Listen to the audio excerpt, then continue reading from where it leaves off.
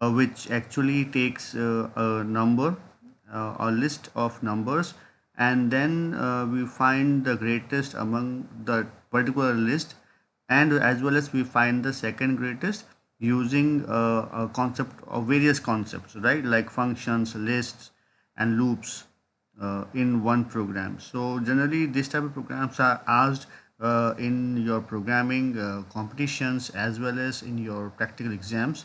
So this is quite a good program which explores multiple concepts. So let's go through this program and understand what is actually it is. So let's see the program. The program says in this that you will be entering n number of values, and based on those n number of values you can actually create a list. And once this list is created, then you have to filter out only the list which has a unique set of elements. Then this unique set of elements will be given to a function, and the function will find out the maximum and the second maximum, or the largest or the second largest among that particular set of data, right? So now we start with, because we want to find the greatest, so we have defined a function known as greatest number, and we passed a parameter that is called as a list. We are passing the complete list in that particular function that is called the greatest number, and this function actually does some processing and find out the greatest among that list. Okay, this is, we will explain this function uh, in some uh, in some time.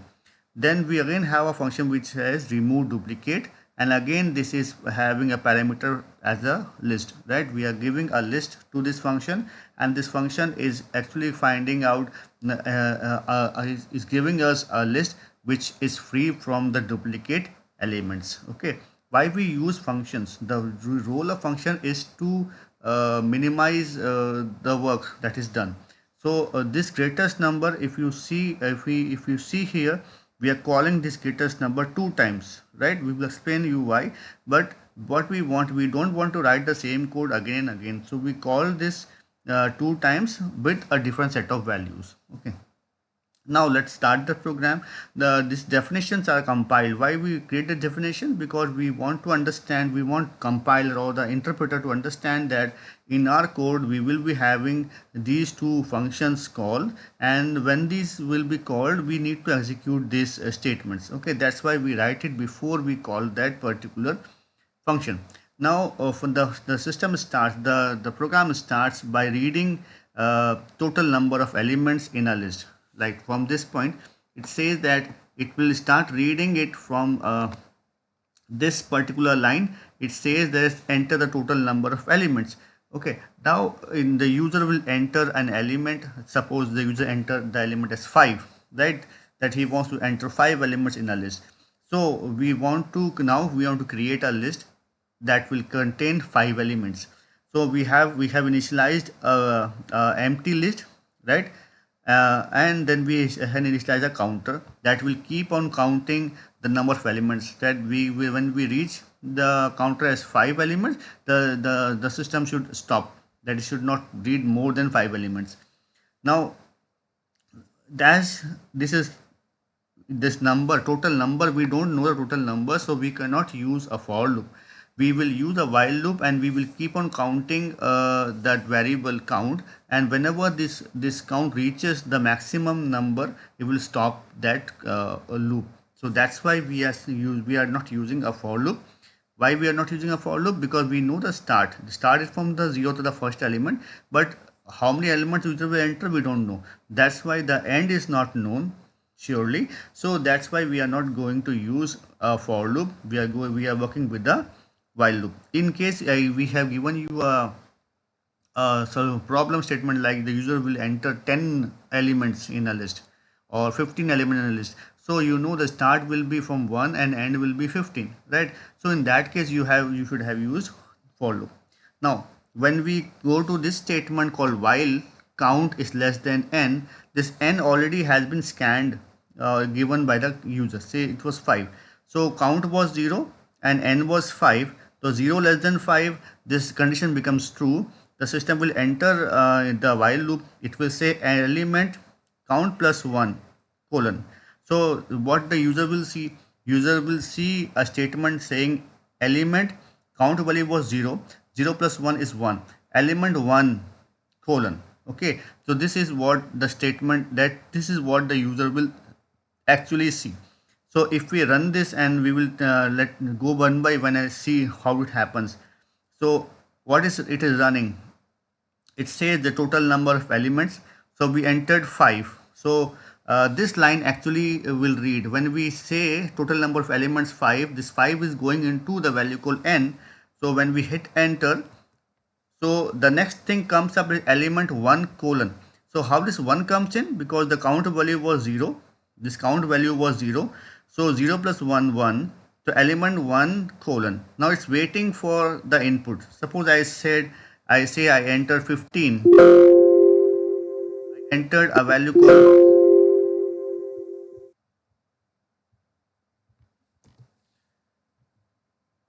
I entered a value called 15, suppose 15. I'm not able to enter it.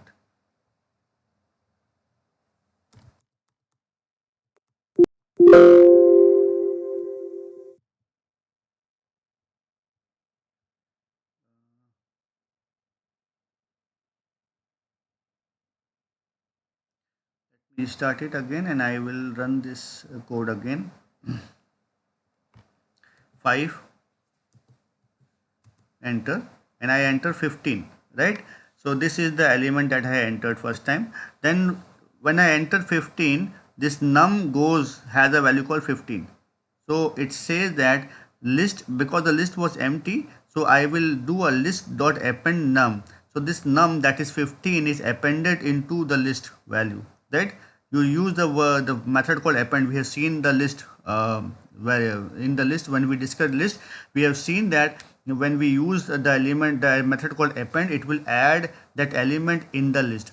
So what will happen here is, as the list was empty, this number is appended into the list. So 15 is added to the list, and then we increment the count. Now count was 0, the count becomes 1. So the loop will goes up again, and now the count value is 1.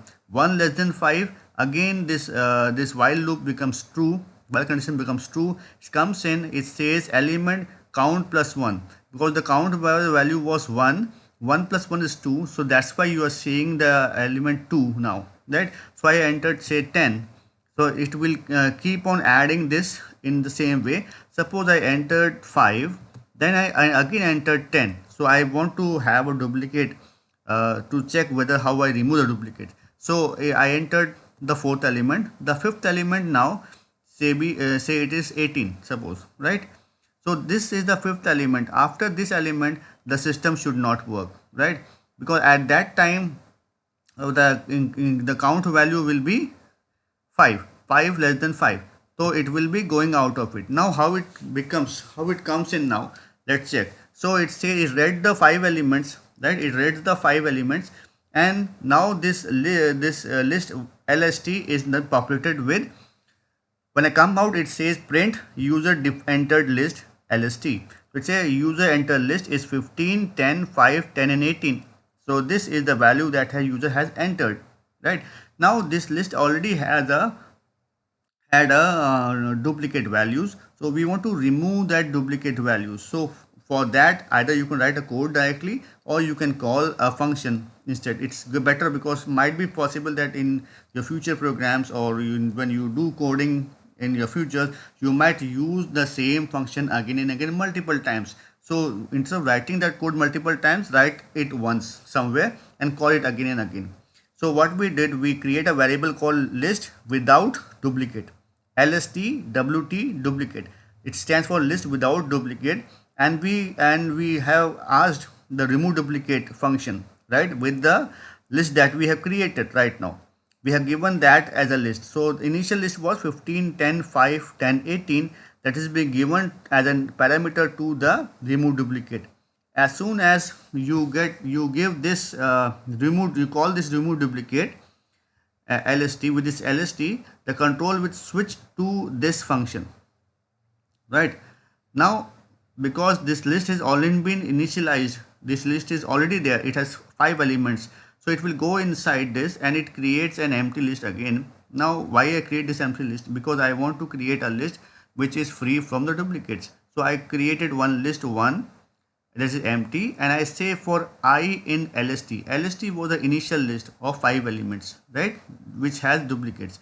So I will check each and every element of the list, initial list, and I will populate this LST1.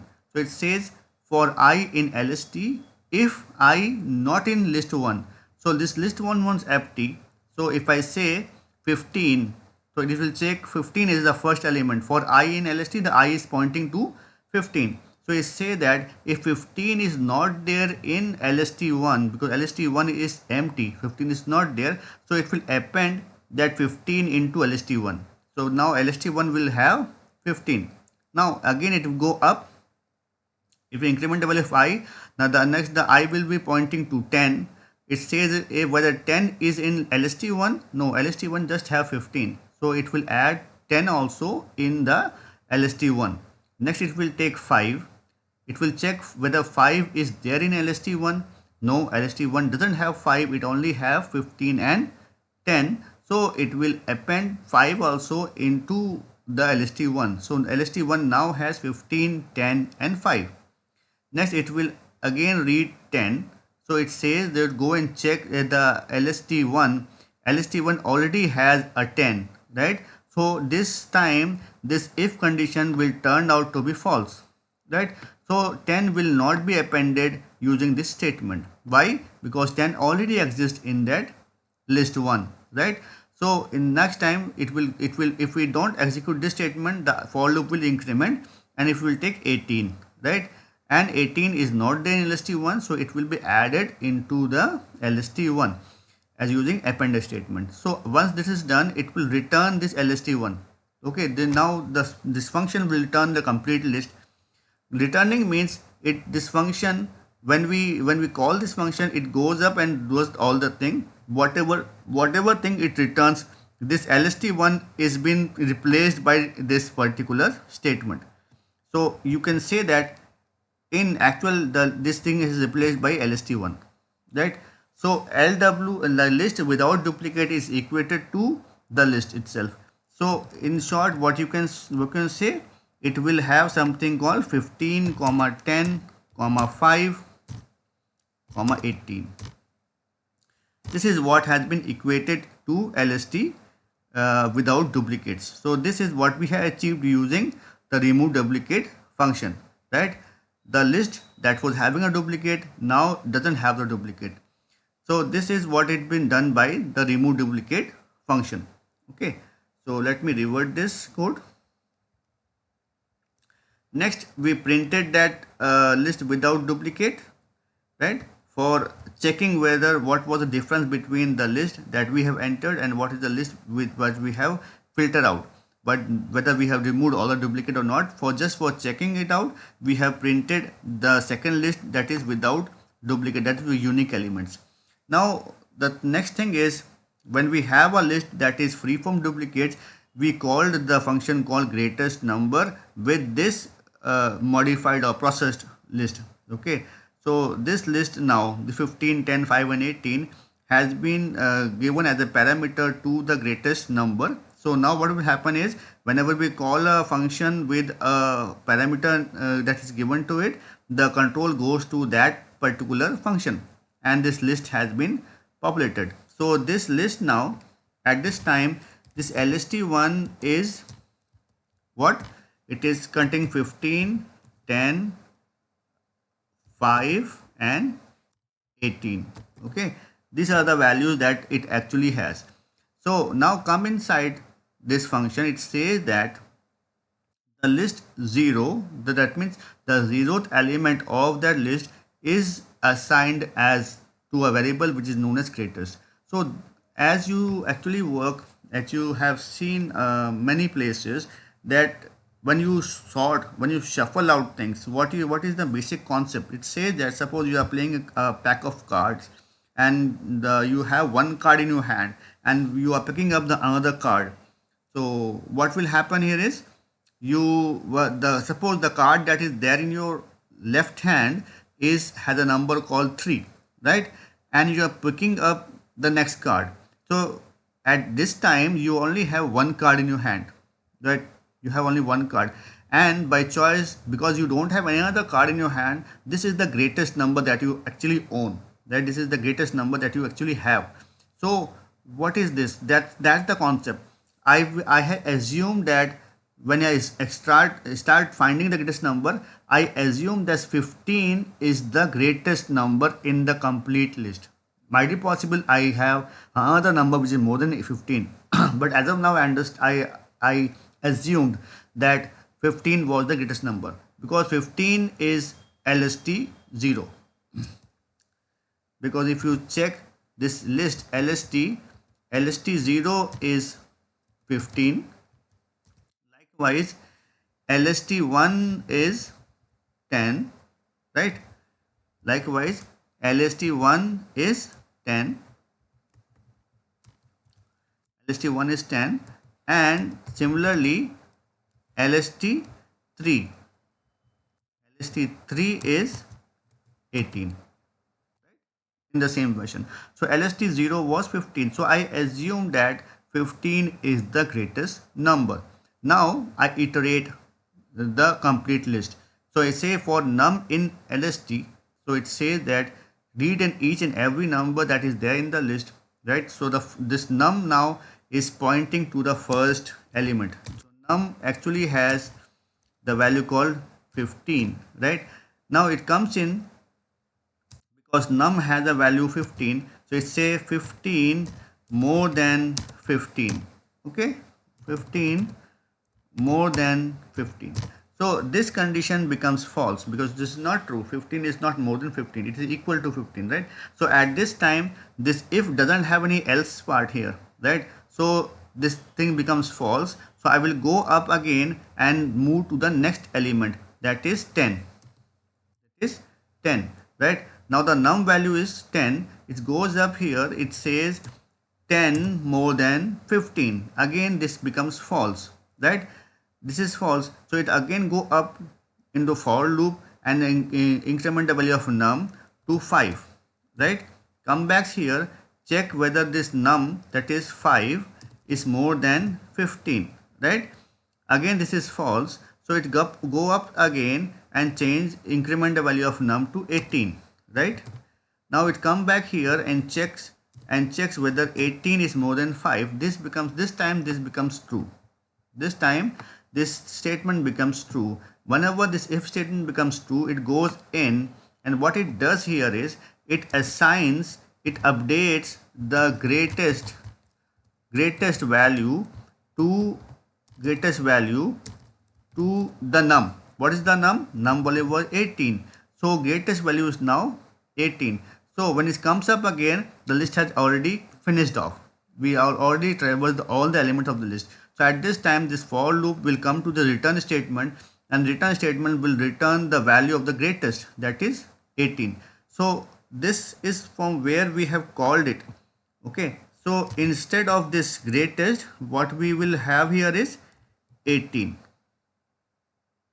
Okay, so this is the greatest number that we have actually achieved using this function, right?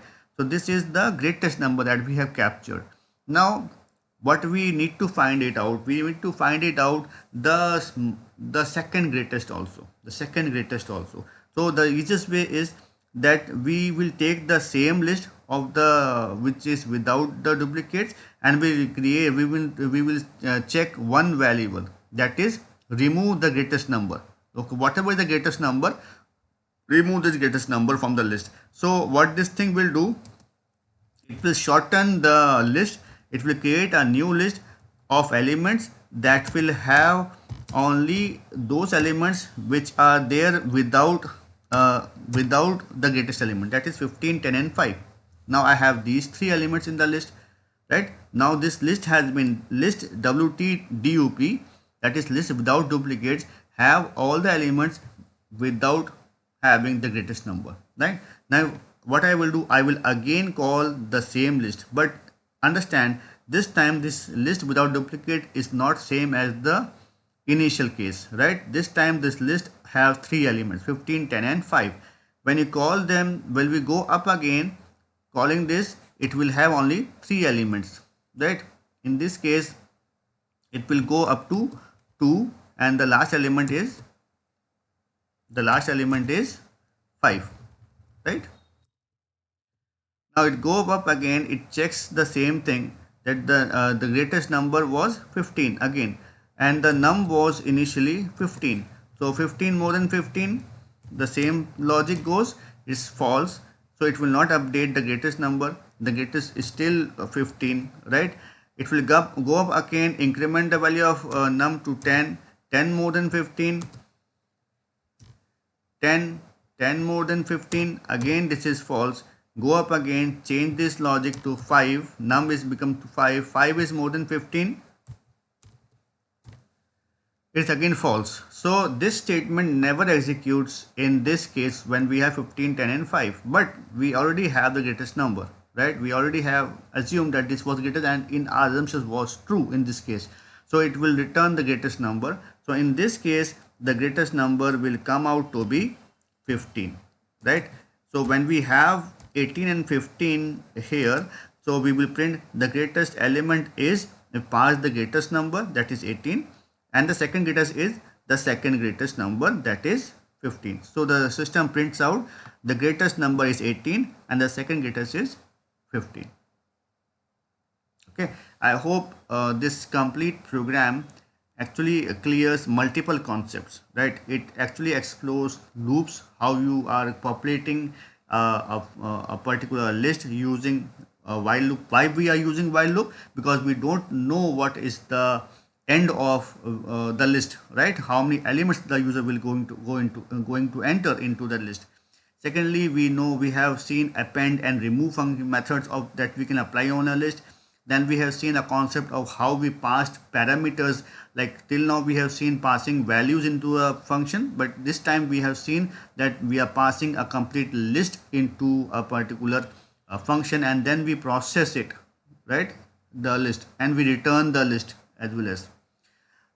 This is how we actually give programs in your exams. So kindly practice this. If you still don't understand any of the concepts, any of the code, any of the line of statement that we have been shown here, you are free to ask us in either in the class if you are a part of the class, or you can comment it out on this video what is there in the YouTube, and go and see the previous videos as well, which is on a Python series of lectures.